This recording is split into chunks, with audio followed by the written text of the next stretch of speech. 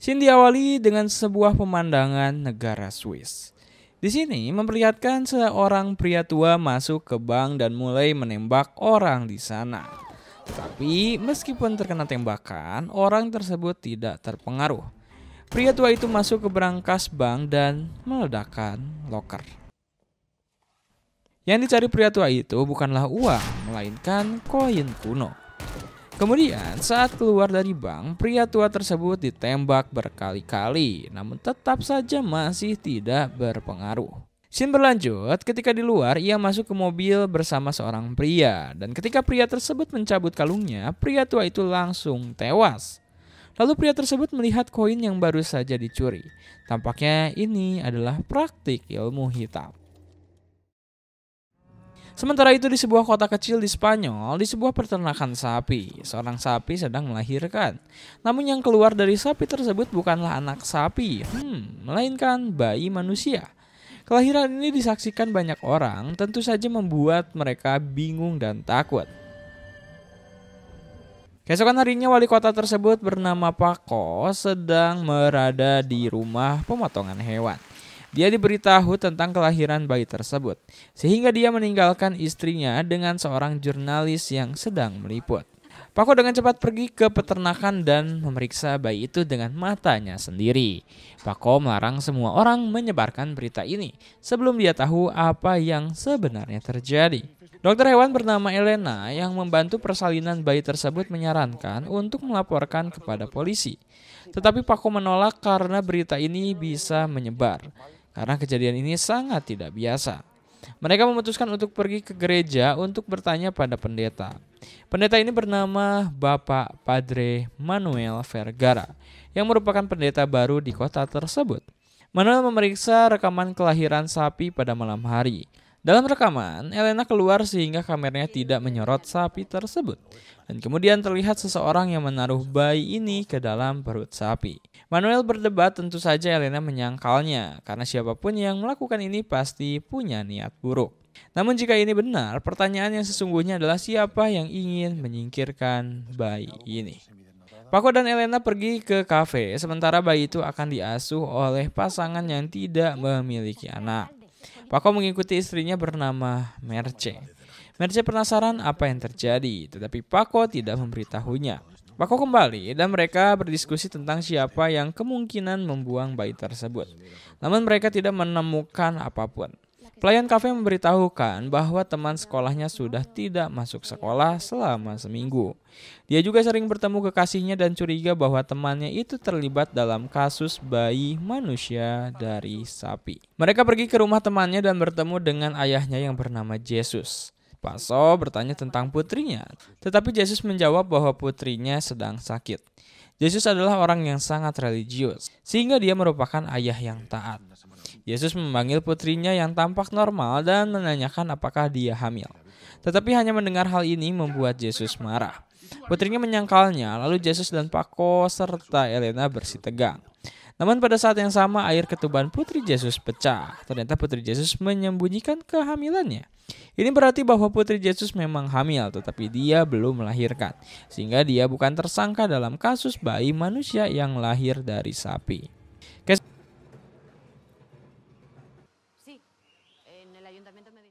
Keesokan harinya Paco dan Elena kembali memeriksa rekaman video kelahiran sapi dan mereka melihat Antonio, seorang pria gila. Ia sedang berada di gereja. Antonio mengacak-ngacak barang-barang Manuel yang berisi banyak senjata berat. Manuel berbicara dengannya, tetapi Antonio mengatakan bahwa mereka harus menyembunyikan senjata-senjata tersebut. Antonio adalah teman Manuel sebelum Manuel datang ke kota. Dan dia tahu bahwa di gereja ini ada sebuah ruangan rahasia yang digunakan sebagai tempat persembunyian selama masa perang. Manuel bisa menyimpan senjata-senjatanya di sini. Pada malam hari, Paco dan yang lainnya pergi mencari Antonio yang tinggal di gua. Di gua tersebut terdapat banyak objek religius karena Antonio adalah orang yang religi. Di sana mereka menemukan sebuah buku panduan pengusiran setan, tetapi Antonio tidak bisa membacanya. Lalu, untuk apa Antonio memiliki buku ini? Tiba-tiba mereka mendengar lonceng gereja berbunyi. Mereka pergi memeriksanya dan di atas menara Antonio sedang memegang bayi yang lahir dari sapi. Antonio berkata bahwa bayi ini adalah kiriman setan dan harus segera disingkirkan. Manuel dan seorang polisi mencoba menghentikannya, tetapi Antonio mengatakan bahwa dia hanya melakukan apa yang seharusnya dilakukan oleh Manuel. Namun, Elena juga ada di sana, dan karena Elena bersikap baik padanya, Antonio mau mendengarkan Elena dan menyerahkan bayi tersebut. Namun Antonio berkata bahwa dia akan menebus dosa-dosa Manuel. Lalu dia melompat dan jatuh ke mobil. Pada saat yang sama, Paco menemukan tulisan seperti yang dikatakan Antonio sebelumnya. Tampaknya Antonio mengikuti instruksi dari buku tersebut. Scene berganti, Elena membersihkan barang-barang di tanah dan menemukan sebuah koin kuno seperti yang terlihat di awal cerita. Dia menyimpannya dalam kotak, tetapi tidak memberikannya kepada Manuel.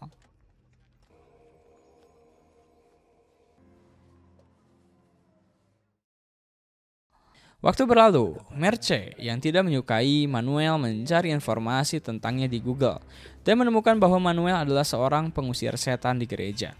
Dia memiliki catatan kriminal karena salah satu pasien yang dia tangani tewas saat sesi pengusiran setan. Dan dia juga pernah dipenjara. Merce berpikir bahwa Manuel yang menyuruh Antonio melakukan tindakan gila sebelumnya agar dia bisa terkenal. Keesokan harinya Elena bertemu dengan Manuel dan dia juga sudah tahu informasi tentang Manuel dari internet. Manuel tidak membantahnya tetapi mengatakan bahwa korban meninggal karena serangan jantung. Elena tidak pernah percaya pada setan. Manuel menjelaskan bahwa setan tidak hanya ada di dalam manusia, tetapi juga dalam benda-benda seperti koin. Mendengar hal tersebut, Elena menunjukkan koin yang dia temukan malam sebelumnya. Manuel menjelaskan bahwa koin ini diambil dari tangan seorang anak yang sedang dia usir setannya. Tentu saja ini sulit dipercaya, tetapi Manuel melihatnya langsung. Manuel tidak ingin menyimpan koin ini, jadi dia memberikannya kepada Elena. Pada saat yang bersamaan, Paco dan seorang polisi bernama Laguna bertemu mereka. Mereka ditahan karena mungkin Antonio mendapat perintah dari Manuel. Hal-hal gila seperti ini belum pernah terjadi di kota ini. Dan semua ini terjadi setelah Manuel datang. Manuel membantahnya, tetapi dia juga tidak tahu apa yang sebenarnya terjadi. Sementara itu Elena dipanggil ke rumah pemilik peternakan bernama Alonso. Dia menjelaskan bahwa anaknya meninggal saat masih kecil. Istrinya sangat bahagia saat bisa merawat bayi yang lahir dari sapi tersebut. Tetapi dia merasa bahwa bayi itu bukan manusia. Alonso membawa Elena untuk bertemu dengan istrinya yang bernama Carmen. Carmen membiarkan kamar anaknya tetap seperti sebelum anak mereka meninggal. Dia melihat bayi ini sebagai mukjizat yang dikirim oleh Tuhan. Elena bertanya di mana bayi itu. Tetapi Carmen menjawab bahwa bayi tersebut bisa lari dari kegelapan. Elena melihat bayi berusia 2 tahun ini tumbuh cepat seperti orang dewasa. Elena segera bertemu Paco dan memberitahu tentang bayi tersebut. Elena khawatir tentang Alonso dan Carmen dan ingin mereka pergi untuk memeriksanya.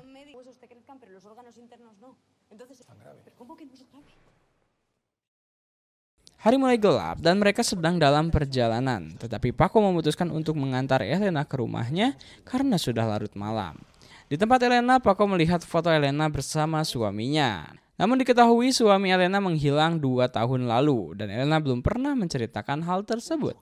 Elena melaporkan ke polisi tetapi mereka malah menertawakannya karena kemungkinan salah satu dari mereka berselingkuh. Paco berencana pulang, tetapi di luar dia melihat tetangga yang bergosip karena Paco datang ke tempat Elena di malam hari. Kebanyakan warga kota ini religius sehingga tampak seolah-olah Paco berselingkuh dengan Elena. Di tempat lain, Manuel dibebaskan dan berada di rumahnya. Manuel mempertimbangkan anak yang dia usir setannya yang bernama Jao. Jao diikat sambil mengamuk, sementara Manuel hanya bisa berdoa untuknya. Tiba-tiba dari mulut Jao muncul koin tanpa darah dan tak lama kemudian dia meninggal.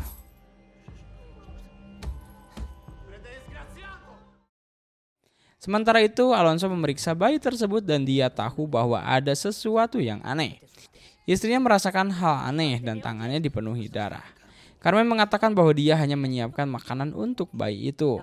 Alonso ingin menelpon Elena, Tapi Carmen tidak menyukainya dan tiba-tiba Carmen menyerang suaminya dengan menusuknya berkali-kali sampai jatuh. Di tempat lain, Elena masih penasaran dan pergi ke rumah Paco. Elena ingin mereka pergi ke rumah Alonso karena khawatir. Tetapi Paco masih berpikir untuk pergi besok. Elena akhirnya memutuskan untuk pergi sendiri. Tetapi pada akhirnya Paco tidak punya pilihan untuk ikut dengannya saat mereka tiba di rumah Alonso. Tempat itu penuh dengan tali seperti sarang laba-laba. Mereka masuk dan menemukan tubuh Alonso yang sudah terbungkus oleh jaring.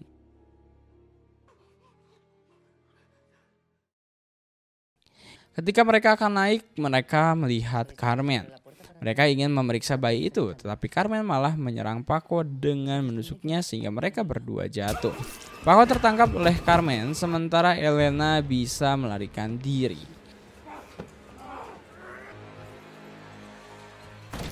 Elena berencana mencari bantuan dan untungnya dia bertemu dengan Manuel dan Laguna yang juga mengalami hal sama.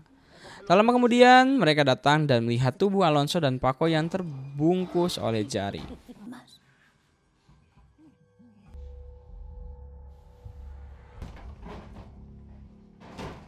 Manuel dan polisi masuk tetapi Carmen menyambut mereka. Carmen lalu mengakui dan berkata bahwa Manuel tidak bisa lepas darinya. Tampaknya ini akan berkaitan dengan Manuel. Carmen menyerang Manuel dan bisa melumpuhkannya, membuatnya tidak berdaya. Laguna tidak punya pilihan lain kecuali menembak Carmen. Tak lama kemudian ambulan datang. Paco dan Carmen masih hidup sehingga mereka akan dibawa ke rumah sakit. Sementara itu Elena pergi ke kamar bayi, tetapi yang dia temukan hanyalah kulit yang kosong seperti ular yang berganti kulit. Di sana Manuel berkata bahwa apapun yang dilihat Elena hari ini dia harus menyangkalnya.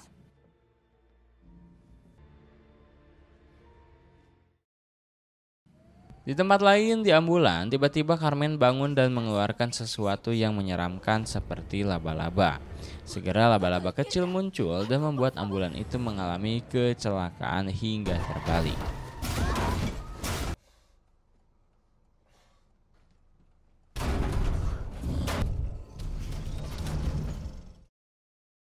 Carmen melarikan diri sementara Paco dan istrinya terluka parah. Sementara itu Manuel dan Elena pergi ke gereja. Lalu Manuel menunjukkan ruang rahasia di mana dia menyimpan banyak senjata untuk menyerang makhluk goib. Mereka harus menggunakan peluru perak. Namun pada saat yang sama, Carmen datang ke gereja dengan suara aslinya. Carmen memohon kepada Manuel untuk memberikan apa yang dia inginkan atau mereka akan memaksa Manuel untuk menyerahkannya. Manuel menolak. Jadi Carmen menyerang Manuel hingga dia terjatuh tak berdaya. Elena yang ketakutan hanya bisa bersembunyi. Carmen menyuruh Elena untuk membujuk Manuel agar menyerahkan koinnya. Tetapi ketika Elena menunjukkan koinnya, Carmen menyerangnya. Namun Manuel bisa menyelamatkannya dan tanpa ragu menembak Carmen berkali-kali dengan peluru perak hingga mati. ¿Tienes miedo a morir, Carmen? Hace años. Yo no he robado nada. Amén.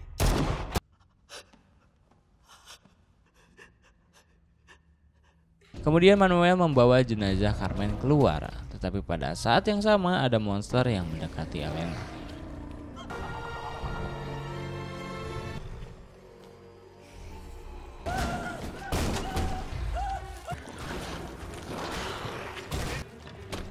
Elena diserang sementara monster menyeramkan itu melumpuhkan Manuel. Tetapi setelah Elena menghancurkan laba-laba Carmen, monster itu menjadi marah dan pergi.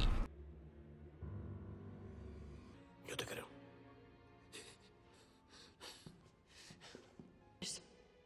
Si solo es un trozo de metal.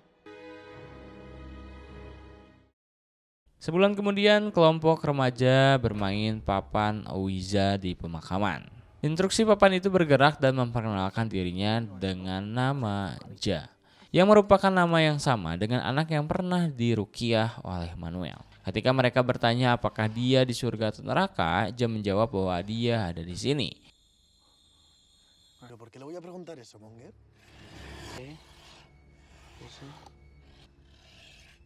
¿Qué? Dan tiba-tiba lilin padam dan tempat itu menjadi sangat gelap. Saat mereka menyalakan senter, salah satu dari mereka yang bernama Saul tiba-tiba menghilang. Mereka melapor ke polisi, kemudian penduduk setempat melakukan pencarian tetapi tidak bisa menemukannya.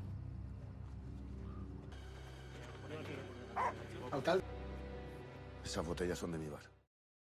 Keesokan harinya El bersama seorang pria bernama Rock yang kaya. Rock menjelaskan bahwa si ibu Saul adalah mantan karyawan yang bunuh diri. Mereka mendatangi ayah Saul untuk menanyakan tentang Saul. Ayah Saul menjelaskan bahwa malam itu mereka berkomunikasi dengan roh Italia bernama Joe. Mendengar ini, Elena pergi menemui salah satu teman Saul yang bernama Elvira yang ada di sana malam itu ketika Saul menghilang. Elena lalu meminta lebih banyak detail tentang malam itu. Kemudian Elena pergi ke gereja untuk bertemu Manuel. Elena menceritakan tentang Jaco dan berpikir bahwa Manuel terlibat dengan hilangnya Saul. Tetapi tentu saja Manuel Se menyangkalnya. llamaba Giacomo. De Gaeta para hacer esa sesión de espiritismo. ¿Y cuál es tu...?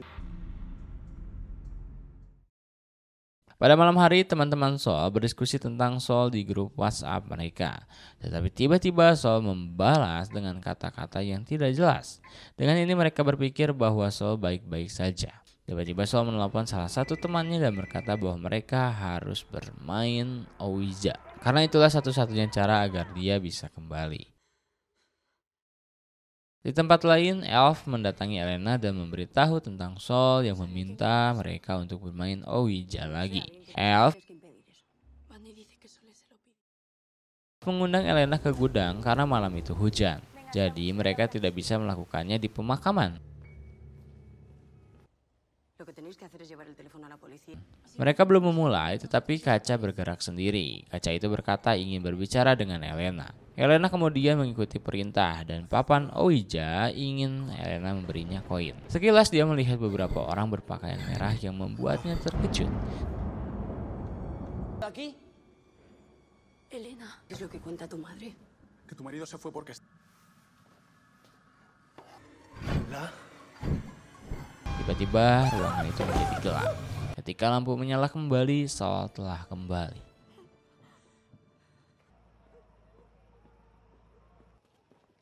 Solde. Estaba haciendo la ouija, mira hacia arriba y ahí estaba ella. Keesokan harinya Saul pergi ke seminar bersama Pastor Manuel. Saul mengatakan bahwa teman Manuel memintanya untuk mengembalikan koin mereka. Tampaknya setelah Saul kembali, tubuhnya dikendalikan oleh orang-orang yang selalu mengincar koin kuno itu. Ketika pulang, Saul memberitahu seorang pria bahwa dia akan mati. Mendengar ini, pria itu panik dan terkena serangan jantung. Tak lama kemudian dia meninggal. Caballero, ¿qué está tomando? Yo creo que es Captopril. Captopril. 2 meses. La gente siempre está aterrada. Ahí está con el padre. Saul memberitahu Elvira bahwa dia bisa melihat aura orang. Jika auranya merah dan hampir hitam, itu berarti orang itu akan segera mati. Saul menunjukkan bahwa di luar ada seorang pria yang membawa bunga yang juga akan segera mati. Mendengar ini, Elvira memberitahu Elena bahwa Saul bisa melihat kematian seseorang. Dia berkata bahwa pria yang membawa bunga itu akan segera mati. Mereka tidak mengatakan apa-apa dan tak lama kemudian pria itu ditabrak truk dan tewas.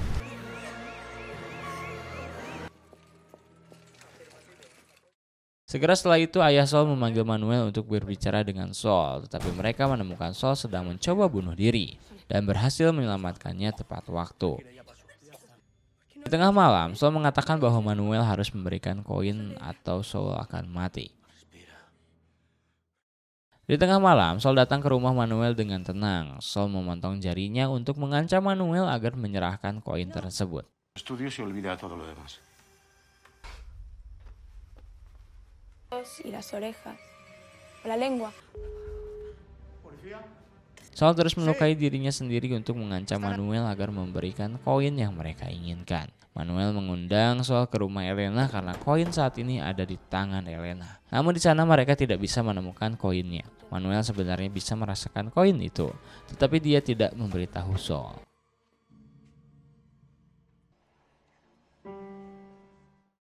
Tak lama kemudian Elena dan Rogue tiba di rumah. Sol berkata bahwa yang mengendalikan dirinya adalah Manuel, sehingga Rogue menahannya. Tetapi tiba-tiba Sol menusuk Rogue, dan kemudian Manuel bisa menahannya. Manuel melarang Elena memberikan koin itu. Kesadaran Sol kembali dan dia sangat ketakutan. Tiba-tiba atap rumah ini hancur dan membuat mereka terseret ke atas. Tetapi Sol bisa melawan sihir itu dan membuat ruangan kembali seperti semula.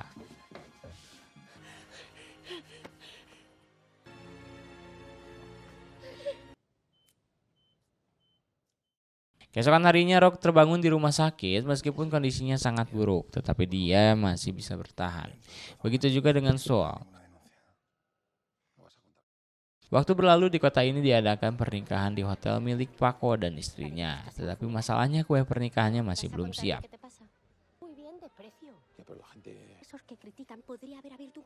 Di tempat lain orang yang membawa kue masih dalam perjalanan dan kondisinya sangat buruk sehingga dia mengalami kecelakaan.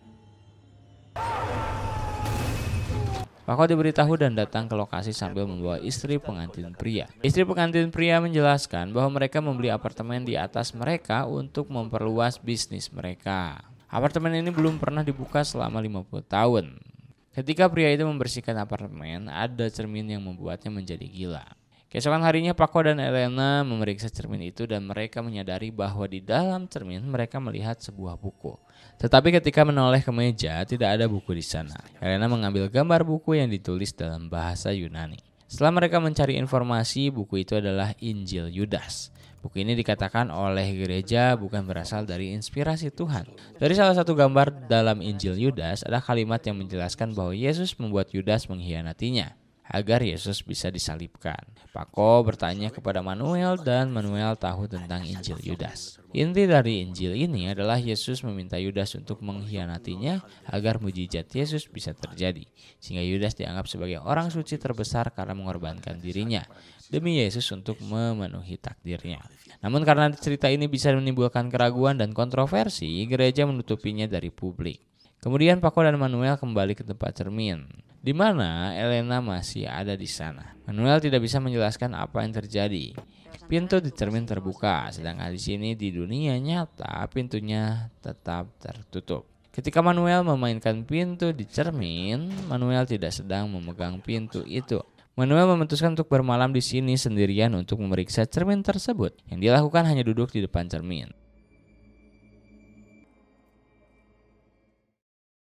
Di luar, Paco menunjukkan bahwa dia telah memasang kamera CCTV tanpa memberitahu Manuel. Mereka ingin tahu apakah cermin itu akan bereaksi secara otomatis sepanjang malam. Paco dan Elena terus melihat layar CCTV dari ponsel mereka. Tetapi saat mereka tertidur, Manuel juga tertidur di depan cermin.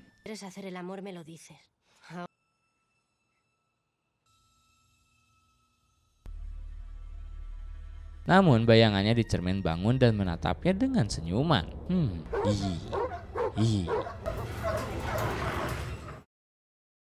Keesokan harinya Paco dan Elena kembali dan membangunkan Manuel yang tertidur. Paco menunjukkan rekaman CCTV yang memperlihatkan bayangan Manuel bergerak di cermin. Tetapi dari sisi cermin yang lain juga terlihat seseorang.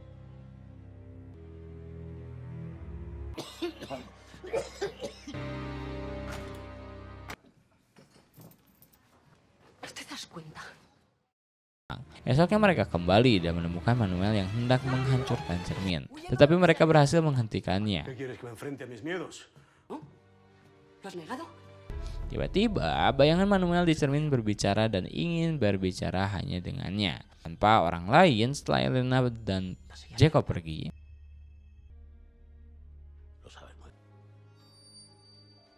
Setelah Elena dan Jacob pergi, Manuel menghancurkan kamera CCTV agar Paco tidak bisa melihatnya lagi. Manuel di cermin menunjukkan tubuh Giacomo, yang merupakan trauma masa lalu Manuel.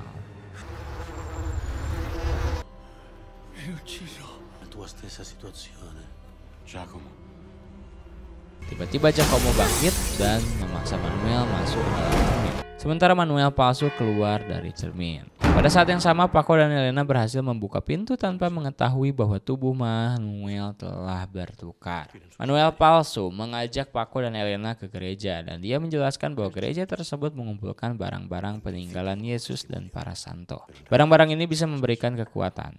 Orang-orang yang mengumpulkan koin-koin ini sedang mengumpulkan benda-benda yang pernah menyakiti Yesus. Seperti paku dari salib, duri tajam dari mahkota, tombak yang menusuk Yesus, dan 30 koin Yudas. Sebagai informasi, Yudas adalah salah satu murid Yesus yang mengkhianati Yesus sehingga dia disalibkan. Dan sebagai imbalan, Yudas dibayar dengan 30 keping koin. Namun kemudian Yudas bunuh diri. Dan 30 koin tersebut diburu oleh banyak orang. Kembali ke cerita, Manuel menyarankan Elena untuk memberikan koin tersebut kepadanya agar aman. Elena menjawab bahwa dia akan membawa koin itu pulang. Di rumah, Elena merasa bahwa Manuel yang dia temui adalah palsu. Malam harinya, Manuel datang ke rumah Elena tetapi dia tidak mempercayainya. Ketika dia mendekat, Elena melihat jam tangan Manuel terbalik sehingga dia yakin bahwa Manuel itu palsu. Elena mendorong Manuel tetapi dia tidak merespon dan tidak melawan. Manuel palsu mengumpulkan warga kota sementara Paco dan Elena pergi ke tempat cermin. Encuentra el mal. De solucionar todos vuestros problemas. A la de 3. Dando un paseo. Olvidé.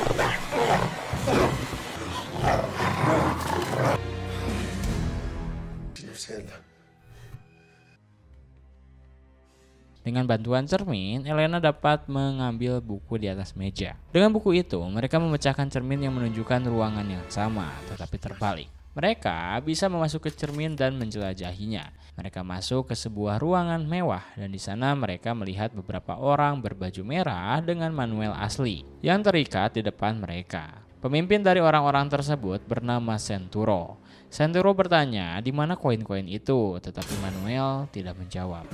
Elena menunjukkan koin tersebut sehingga mereka teralihkan dan Manuel bisa membebaskan diri.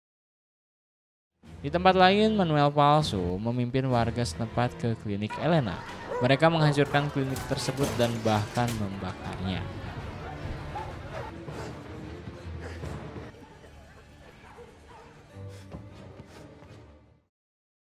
Setelah selesai, mereka keluar termasuk Merch. Tetapi tiba-tiba Manuel palsu menghilang. Ini terjadi karena Manuel asli telah keluar dari cermin dengan selamat. Mengetahui bahwa koin-koin tersebut berbahaya, Elena memutuskan untuk membuang koin-koin itu ke sungai.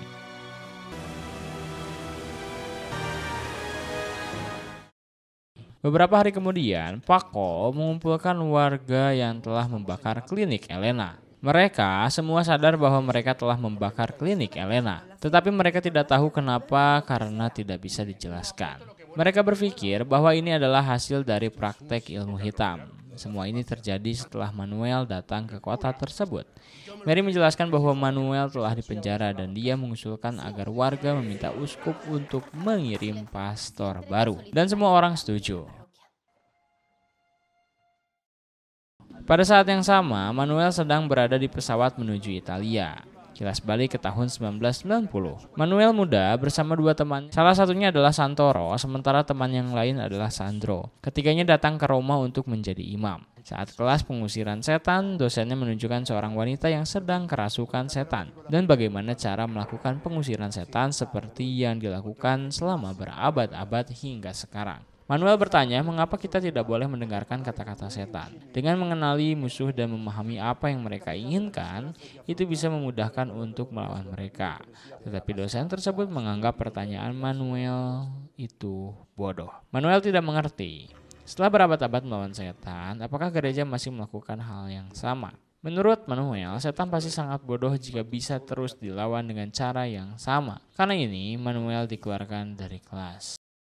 Kemudian, Santoro mengajak Manuel dan Sandro karena ada sesuatu yang ingin dia tunjukkan. Santoro menunjukkan seorang pria yang terikat di sebuah gudang. Pria ini telah terikat selama 2 bulan dan Santoro merawatnya di sana. Sama seperti Manuel, Santoro juga penasaran dan ingin berkomunikasi dengan setan. Pria ini bernama Angelo dan dia sedang kerasukan. Sandro tidak tertarik dan mencoba melakukan pengusiran setan, tetapi yang dilakukan Sandro tidak berpengaruh apa-apa. Angelo tahu segala hal tentang Manuel, bahkan kenangan masa kecilnya. Sandro bertanya, jika dia sekuat itu, kenapa dia tidak membebaskan diri? Angelo kemudian mengeluarkan api dari mulutnya untuk membakar Sandro, tetapi Santoro dan Manuel berhasil memadamkan api tersebut. Sandro masih hidup, tetapi separuh wajahnya terbakar. Angelo menjelaskan bahwa dia bekerja untuk Tuhan. Santoro tertarik dan bertanya, apakah hanya ada satu setan atau banyak iblis? Santoro meminta Angelo untuk bertemu dengan pemimpinnya. Angelo menjawab bahwa Santoro hanya perlu masuk ke sebuah pintu. Santoro membuka pintu tersebut yang hanya menunjukkan cahaya terang, tetapi ketika Manuel membukanya, dia hanya melihat gudang kosong lainnya. Di ruangan itu dia juga tidak bisa menemukan Angelo. Kembali ke masa sekarang, Manuel datang ke sebuah penjara untuk menemui Sandro yang bertugas di sana. Manuel menjelaskan bahwa Santoro sedang memburunya. Santo menyarankan agar Manuel pergi ke tempat yang jauh dari jangkauannya, seperti zona perang.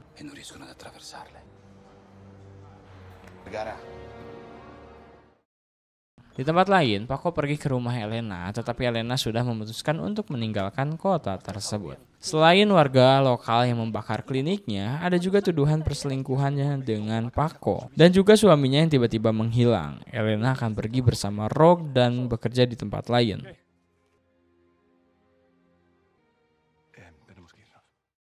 Malam harinya seorang wanita tua datang ke sawah dan di sana ada sebuah dompet berisi foto Elena dan suaminya. Wanita tua tersebut menumpahkan cairan di sekitar sawah dan segera muncul sesosok orang-orangan sawah. Keesokan harinya orang-orang sawah tersebut berubah menjadi manusia. Dia pergi ke rumah Elena lalu berubah menjadi suami Elena yang hilang 2 tahun lalu.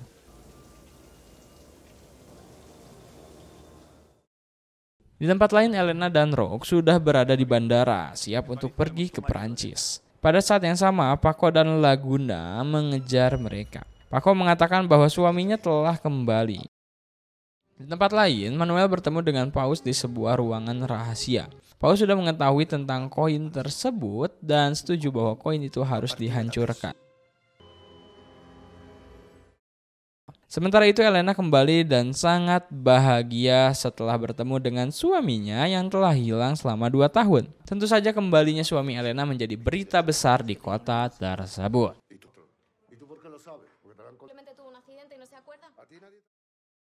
Yesus juga mendengar kabar tersebut dan dia terkejut. Itu membuatnya berpikir bahwa itu tidak mungkin. Dia mencari Elena dan ketika dia bertemu dengan suaminya, Yesus sangat ketakutan. Yesus menjadi histeris dan mengurung dirinya di kamar mandi. Paco bertanya apa yang terjadi dan Yesus mengatakan bahwa suami Elena seharusnya tidak ada di sini.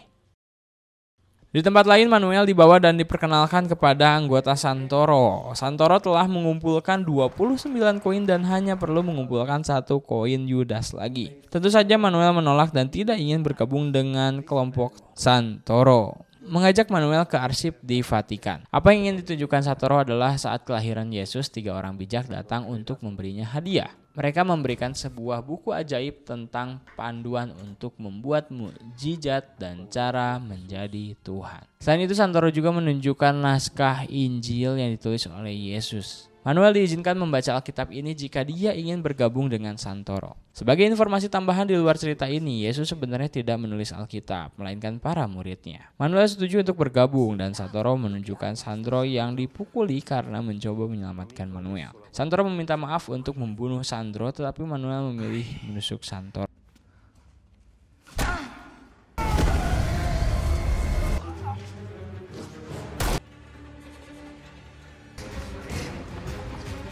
Kemudian mereka melarikan diri tetapi Santoro masih hidup dan berkata mantra kepada orang-orangnya untuk membunuh Sandro. Tubuh Sandro dipenuhi dan membesar seperti akan meledak. Sebuah monster besar berjalanan di langit mengejar Sandro dan Manuel ke museum.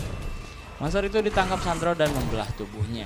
Ketika monster itu lengah, Manuel berhasil membunuh monster itu dengan tombak yang digunakan untuk menusuk Yesus saat menembak. Abbiamo bisogno di lui.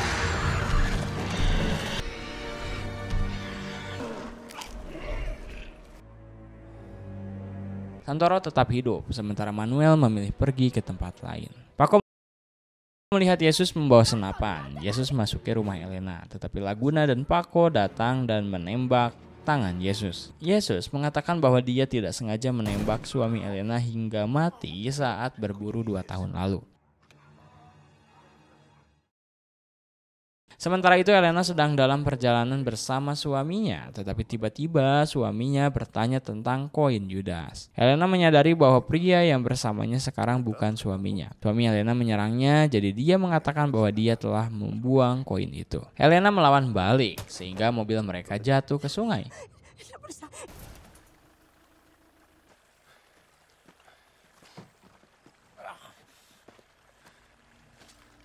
Elena pingsan sementara suaminya membawa ke stasiun pengisian bahan bakar. Suami Elena mencuri mobil di sana. Di tempat lain, Paco menggali tanah di tempat Yesus mengatakan bahwa dia menguburkan suami Elena.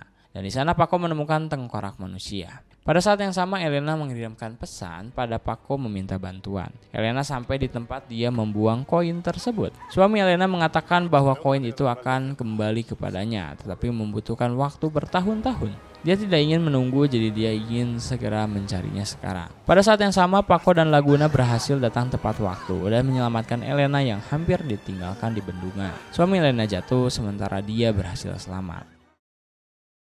Sementara di Paris, Rogue dan temannya sedang makan di restoran Jepang. Tetapi ketika Hoki membelah ikan, dia memasukkan koin Yudas. Rogue menyadari bahwa koin itu sepertinya milik Elena, jadi dia menyimpannya. Tú no sabes quién es Sandro.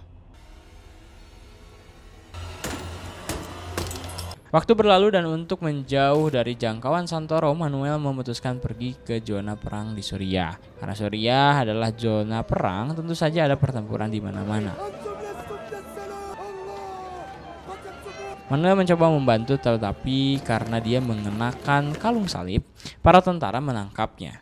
Manuel dimasukkan ke dalam lubang untuk dikurung. 2 tentara datang, salah satunya adalah penerjemah, dan bertanya apa yang dilakukan Manuel di sana. Manuel menjawab bahwa dia hanya ingin membantu, tetapi mereka menganggap Manuel sebagai penyusup musuh. Sebelum pergi, penerjemah mengembalikan kalung salib tersebut. 2 wanita bernama Maria dan Christina dibantu oleh tim keamanan kementerian untuk membantu Laguna. Mereka datang ke kota kecil ini karena jumlah laporan yang meningkat pesat beberapa bulan terakhir. Maria bertanya tentang Yesus yang tidak tertangkap saat ada penembakan di tempat umum. Laguna berpikir Yesus adalah orang baik, jadi dia memutuskan untuk tidak menangkapnya. Mereka pergi ke rumah Yesus untuk menginterogasi. Laguna mencari Yesus yang sedang merawat hewan ternaknya. Laguna meminta Yesus untuk tidak memberitahu bahwa dia telah membunuh suami Elena 2 tahun yang lalu. Jika Yesus mengatakannya, dia akan ditangkap dan keluarganya akan menderita. Laguna pulang lebih awal, tetapi Yesus tidak ikut. Maria dan Christina mengikuti Yesus, tetapi yang mereka lihat adalah Yesus yang bunuh diri dengan menembak kepalanya sendiri. Waktu berlalu, Paco bertemu istrinya dan mengatakan bahwa dia lelah menjadi wali kota. Mereka memiliki rumah pemotongan hewan dan sebuah hotel. Merci menganggap Paco egois karena ingin berhenti menjadi wali kota karena lelah. Sementara dia bekerja keras untuk bisnis mereka selama setahun terakhir. Paco merasa bahwa hubungan mereka lebih seperti mitra daripada pasangan. Ini adalah rahasia umum bahwa Paco menyukai Elena. Terutama sekarang ketika suami Elena sudah mati. Mereka bertengkar dan berakhir dengan Paco yang memutuskan untuk berpisah sementara. Sementara itu, di Paris, di panti jompo, seorang pria bertemu pria lain di awal seri ini. Dia memberikan kalung, dan ketika pria itu memakainya, dia bisa mengendalikannya menjadi boneka.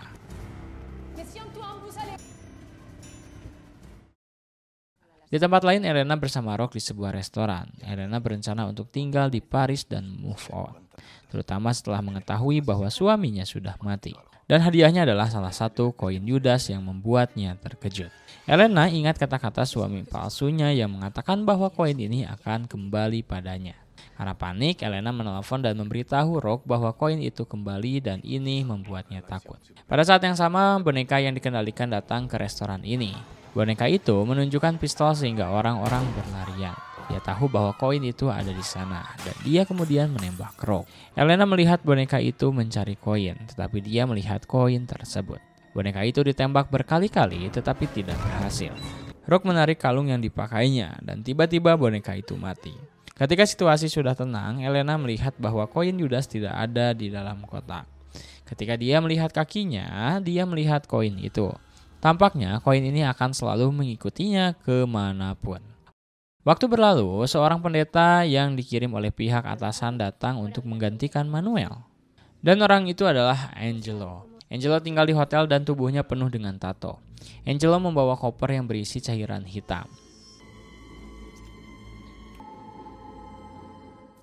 Keesokan harinya Angelo memimpin pemakaman Rogue, tetapi Paco tidak menemukan Elena ada di sana. Pada saat yang sama, Maria dan Christina menemukan tulang suami Elena dan mereka ingin Laguna membantu mengidentifikasinya. Sementara di Suriah, Manuel dan beberapa tahanan lain akan dieksekusi dan dibawa ke padang pasir. Tetapi ketika dalam perjalanan, mobil yang membawa mereka diserang dan ternyata penerjemah membebaskan mereka. Penerjemah hanya bisa membantu sejauh ini. Ada sebuah mobil kuning dengan bensin penuh. Jika mereka beruntung, mereka bisa menggunakannya untuk melarikan diri.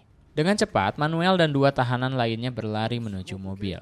Kunci mobil ada di sana, tetapi mobil tidak bisa menyala. Penerjemah mencoba menarik perhatian tentara, meskipun pada akhirnya dia tewas ditembak. Pada saat yang sama, mobil akhirnya bisa berjalan, tetapi sangat lambat. Tentara berhasil mengejar dan masuk ke mobil. Terjadi perkelahian sehingga mobil ini kehilangan kendali dan mengalami kecelakaan. Manuel hampir mati, tetapi dia berhasil membalikan keadaan.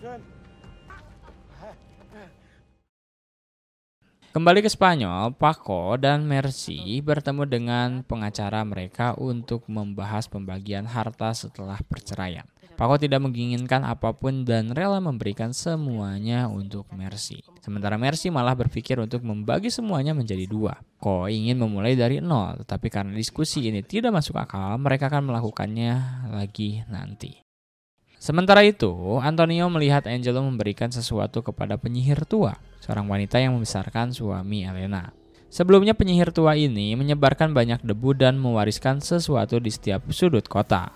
Angelo kemudian bertemu dengan Mercy yang sedang merasa terpuruk. Angelo mengajaknya ke gereja untuk meringankan bebannya. Mercy mengakui bahwa dia merusak pernikahannya karena mengabaikan rumah tangga dan Paco, serta terlalu fokus pada pekerjaannya.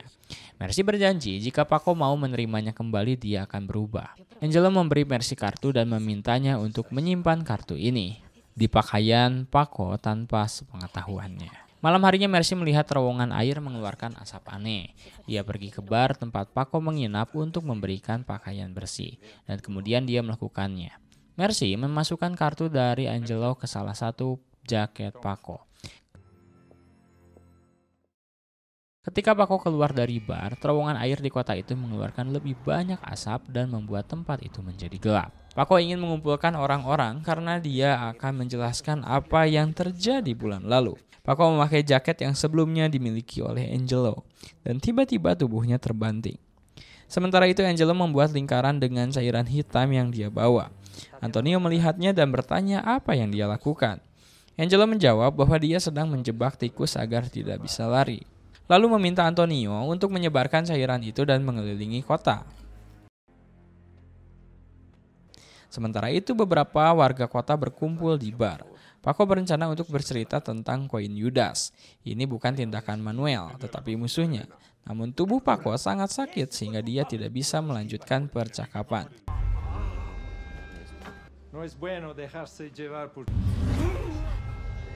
Dan Angelo mengambil alih. Angelo mengundang mereka pergi ke gereja.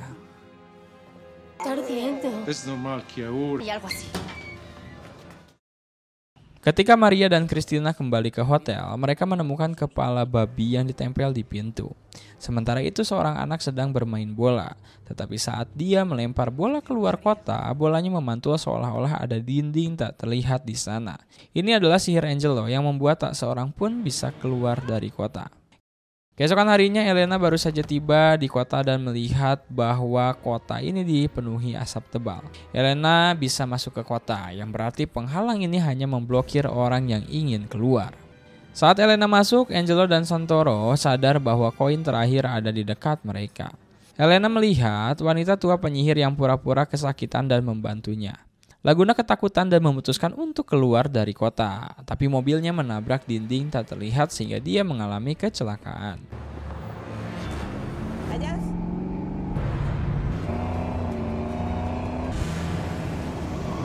Cuidado, cuidado, gira, gira, gira.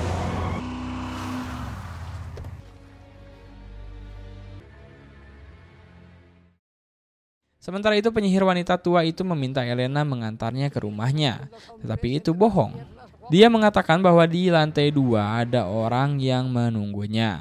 Elena naik ke lantai 2 dan di sana dia melihat Paco dalam kondisi sangat buruk. Pada saat yang sama Manuel juga tiba di kota dan melihat cairan di gerbang masuk. Tetapi dia memilih masuk dari tempat lain. Angelo mengumpulkan penduduk kota di gereja untuk berlindung. Dia meminta mereka tenang, tapi kemudian mengunci mereka di sana dan pergi. Mer, yang diberitahu sebelumnya berhasil melarikan diri lewat jendela, tetapi sengaja tidak memberitahu orang lain.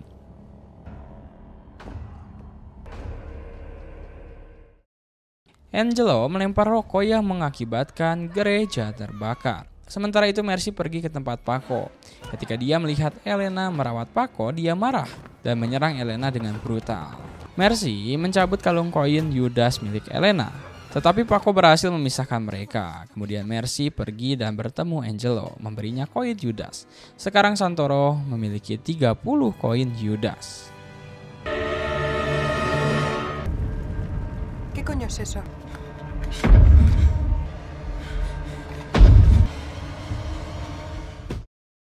Di tempat lain, warga yang terperangkap di gereja berhasil keluar setelah mendobrak pintu gereja. Tetapi dalam kabut mereka terpisah dan tidak bisa melihat apa-apa.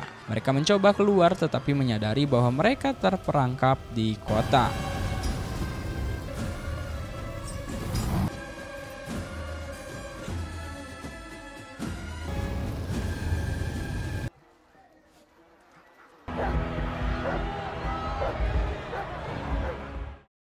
Paco dan Elena melihat Manuel keluar dari gereja setelah membawa senjata.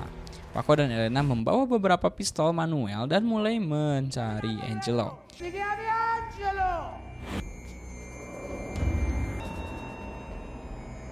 Angelo muncul dengan tubuh putih, tetapi Manuel tidak bisa mengikutinya. Tiba-tiba dari tanah muncul monster besar yang merupakan bentuk asli Angelo. Mereka menembak tubuh Angelo tetapi tidak berpengaruh sama sekali. Manuel diseret dan dijatuhkan dari atas, lalu Angelo menghilang. Meskipun Angelo menunjukkan bentuk aslinya, Elena, Paco, dan Manuel masih selamat. Mereka bersembunyi di ruang bawah tanah tetapi Angelo tidak mengejar mereka. Pada saat yang sama, kabut di kota menghilang, mungkin karena durasinya habis atau sihirnya sengaja dicabut. Dari ruang bawah tanah ada terowongan yang terhubung ke gereja. La sangre de San Ambrosio. A ver un plano de todo esto.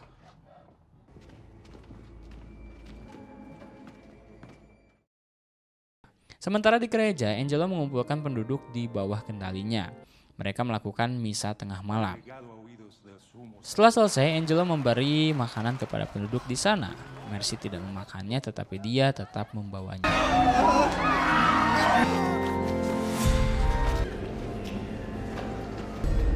Ya volverá. Pada saat yang sama, Paco berada di gereja dan membawa darah suci yang disimpan di gereja. Manuel memecahkan wadah darah itu dan menaruhnya di kepalanya.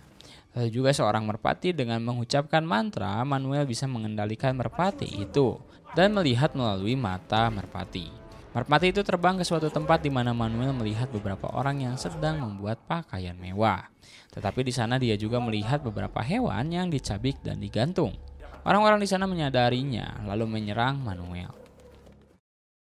Waktu berlalu, Paco bertemu Mercy. Semua warga kota berada di bawah kendali Angelo setelah diberi jamuan. Namun, karena Mercy tidak memakannya, dia bebas.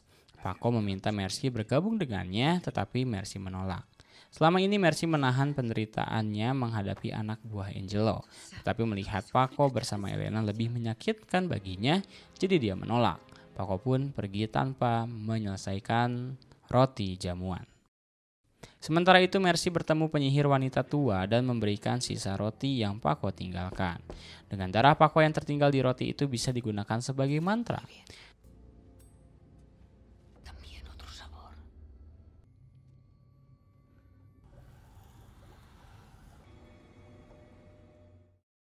Di tempat lain, Antonio membebaskan Laguna yang ditahan oleh Maria dan Cristina. Antonio menyadari ada yang tidak beres dan ingin segera pergi. Dia menjelaskan bahwa ketika orang Romawi datang dan mendapatkan yang mereka inginkan, semua orang akan mati. Dengan 30 koin, seorang akan terlalu kuat. Napoleon memiliki 3 koin. Itulah sebabnya dia bisa menjadi salah satu pemimpin militer terbaik dalam sejarah. Hitler juga memiliki 5 koin. Antonio tahu bahwa koin-koin itu ada pada Yahudi. Jadi dia membantai mereka. Sementara itu Paco kembali bergabung dengan Elena dan Manuel. Tapi saat di sana Manuel jatuh ke dalam lubang. Tapi perhatian Paco teralihkan ke tempat lain. Dia melihat Mercy yang dengan brutal menyerang Elena. Mercy menunjukkan jarum ke leher Elena dan membuatnya pingsan. Ketika Paco memberitahu Manuel, Elena dan Mercy menghilang. Keesokan harinya banyak mobil mewah tiba di kota membawa Santoro dan pengikut ayahnya yang disambut oleh warga kota. Mereka memasuki kastil di mana Santoro bisa melihat bahwa tempat itu dipenuhi dengan bangkai hewan. Angelo juga menyambut Santoro dan mengatakan bahwa semuanya sudah dipersiapkan.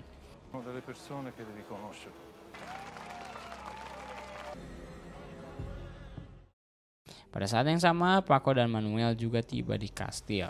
Mereka beruntung karena menemukan Elena meskipun masih tak sadarkan diri. Pada saat yang sama, Angelo dan Santoro muncul, jadi Manuel mengikutinya.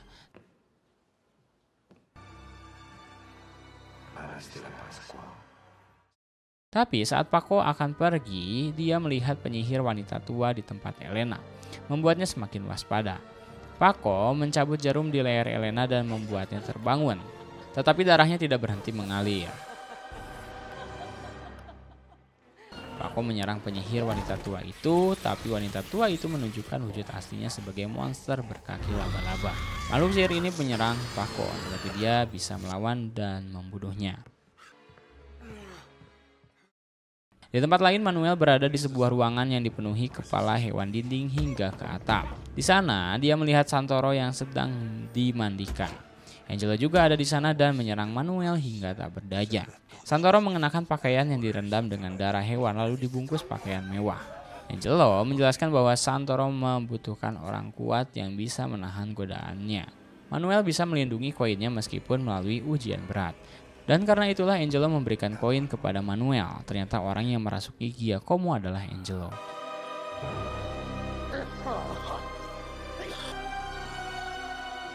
Santoro keluar dan disambut meriah oleh para pengikutnya.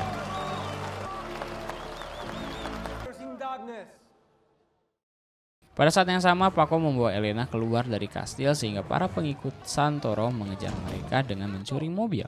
Paco berhasil membawa Elena kabur dari kastil. Sementara itu Manuel mengucapkan mantra dan kembali mengendalikan merpati seperti sebelumnya. Burung ini mengganggu Santoro.